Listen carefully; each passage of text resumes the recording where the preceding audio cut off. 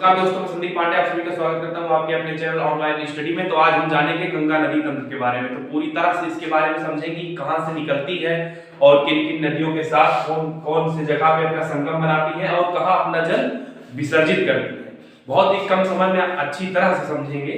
तो चलिए समझते हैं।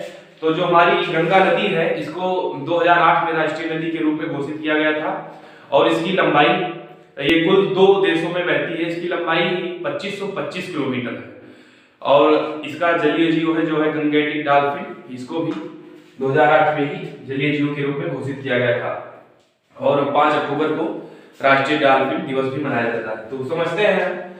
तो उत्तराखंड के गंगोत्री हिमानी से निकलती है भागीरथी नदी। गंगोत्री ग्लेशियर से निकलती है, गोमुख ग्लेशियर से भागीरथी नदी, और सतोपंथ से निकलती है अलकनंदा नदी। फिर उसके बाद में ये गंगा नदी बनती कहां है? देवप्रयाग में गंगा नदी बन जाती है। लेकिन इसके पहले होता क्या है कि विष्णुप्रयाग में धौलीगंगा और अलकनंदा का संगम होता है। धौलीगंगा और अलकनंदा का जो है अलकनंदा नदी का संगम विष्णुप्रयाग में होता है। उसके बाद नंदप्रयाग में नंदाकिनी और अलकनंदा नदी का संगम जहां होता है उसे कहते हैं नंदप्रयाग। बहुत ही आसान भाषा में समझिएगा दोस्तों, आराम से पेशेंस बना के चलिएगा, पूरी तरह से समझ में आ जाएगा, बहुत बड़ी चीज नहीं है। और उसके बाद पिंडार नदी और अलकनंदा का जो संगम होता है तो वहां बनता है कर्णप्रयाग। और यहां से केदारनाथ से निकलती है मंदाकिनी नदी रुद्रप्रयाग में। तो यहाँ अलकनंदा और मंदाकिनी का संगम होता है रुद्रप्रयाग में। और फिर देवप्रयाग में गंगा फिर देवप्रयाग से चली फिर हरिद्वार में, पहली समतल भूमि हरिद्वार इसकी उत्तराखंड में ही, यहां पहुंचती है गंगा। उसके बाद कन्नौज, उत्तर प्रदेश में एंटर करती है कन्नौज में। यहां से उत्तर प्रदेश में गंगा नदी इंटर करती है और उत्तराखंड से रामगंगा नदी यहां आके इसके बाएं साइड लेफ्ट में मिल जाती है कन्नौज में रामगंगा। और फिर प्रयागराज का होता है संगम, यहां से निकलती है यमुना नदी। यमुना जो है यमुनोत्री हिमानी का मतलब होता है ग्लेशियर, यहां से निकलती है। और उसके बाद में यमुना गंगा की सबसे बड़ी सहायक नदी है। यमुना यहां लिख लेते हैं, यमुना सबसे बड़ी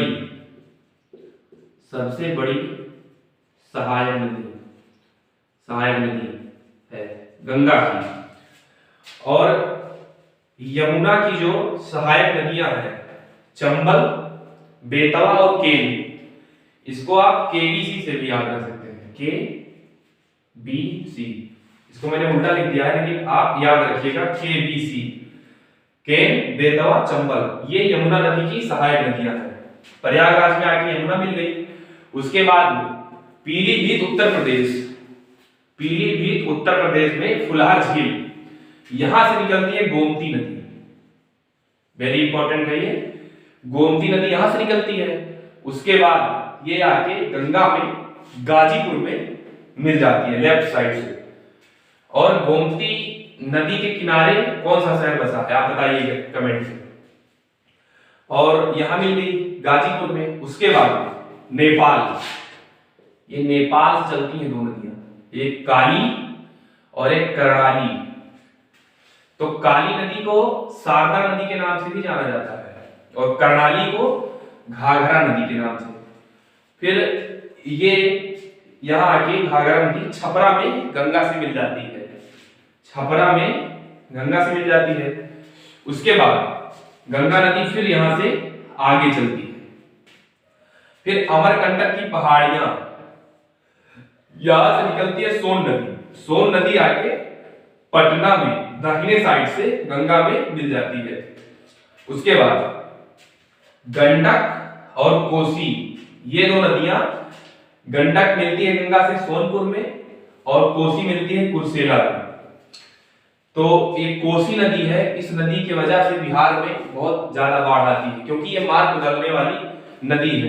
कभी इस साइड से निकल जाती है, कभी इस साइड से, तो इससे बिहार में कई बार बाढ़ का समस्या जो है, बाढ़ की समस्याएं उत्पन्न हो जाती है।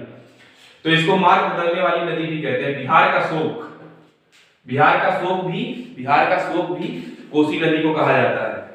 फिर दार्जिलिंग की पहाड़ियों से निकलती है